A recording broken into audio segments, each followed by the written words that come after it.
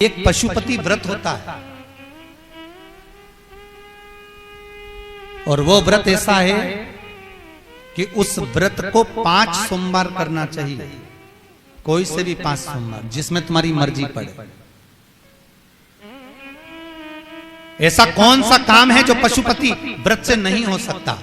जब पशुपति अस्त्र मात्र भगवान राम के तरकश में रखे होने पर लंकाधिपति रावण के प्राण निकल सकते हैं,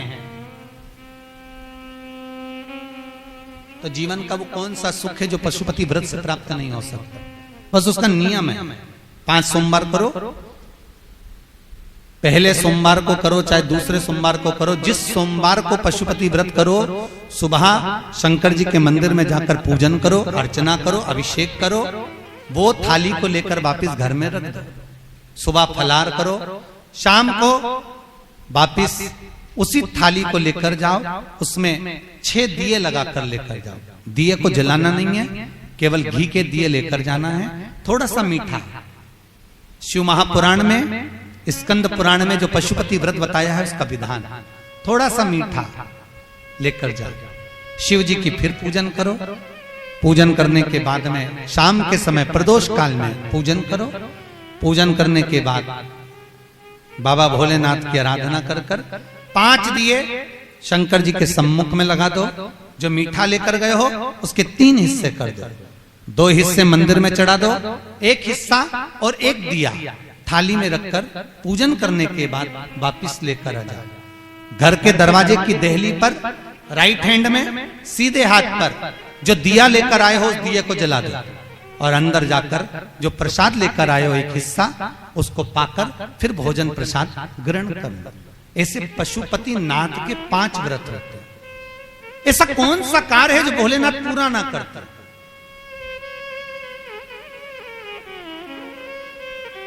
कौन सा? श्री राम जी महाराज अगर सेतु पर चढ़ाई करने जा रहे हैं लंका पर, तो भगवान शिव की आराधना कर कर जा रहे हैं।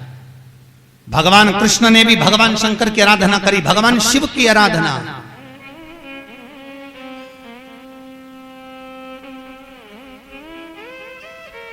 शिवर्चन मेरे वेंकटेश भगवान तिरुमाला के शिखर पर अगर तिरुपति बालाजी विराजमान हैं, तो पहले उन्होंने भगवान शिव जी से पूछा कि हम यहां बैठकर तप करना चाहते हैं, आ जाएं? भगवान शंकर ने कहा आओ और तिरुमाला के शिखर पर बैठकर तप करो, साधना करो, आपकी मर्जी पड़े वैसे निवास करो। मेरे हरि, मेरे तिरुपति नाथ, मेरे बालाजी, मेरे वेंकटेश भगवान कहते हैं, मेरे नारायण कहते हैं, भोलेनाथ हम यहां तप करेंगे और दुनिया के लोग आएंगे तो क्या होगा?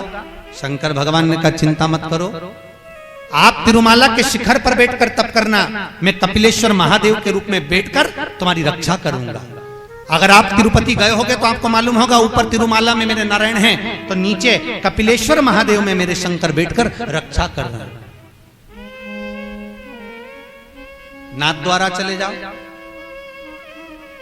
जब श्री जी बाबा के ऊपर आक्रमण किया गया, भोलेनाथ जी के ऊपर जब श्रीनाथ जी के ऊपर जब आक्रमण किया गया, गोवर्धन नाथ जी की मूर्ति को खंडित करने का जब भाव आया, तब ब्रजवासियों ने शंकर भगवान को घास के पूले में दबाकर बैलगाड़ी में लेकर रात की रात भाग गए। और श्रीनाथ जी को लेकर जब भागे, सब दूर घूम लिए, श्री जी बाबा को कहां रखें, श्रीनाथ जी को कहां रखें। तब सब दूर घूमने के बाद मेवाड़ की भूमि में जब पहुंचे, तो शंकर भगवान से श्री जी बाबा ने कहा भोलेनाथ अब आप बता दो, हम कहां रहे, बार बार घूम रहे हैं, कहां जाएं, किस जगह?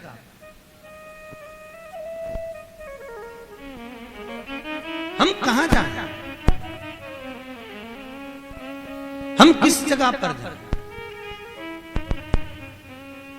आप बताओ। भगवान शिव कहते हैं ठाकुर,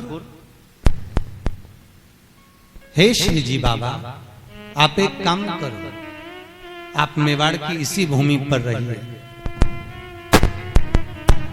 आप यहां रहोगे और हम एक लिंग जी के रूप में आपकी रक्षा करेंगे।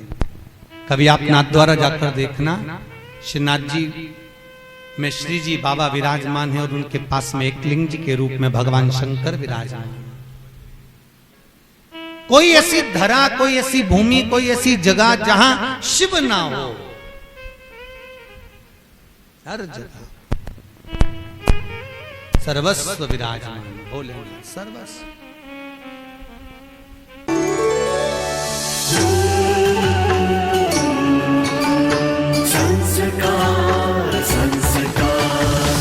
संस्कार, द चैनल ऑफ इंडिया। हमारी संस्कृति, हमारी विरासत।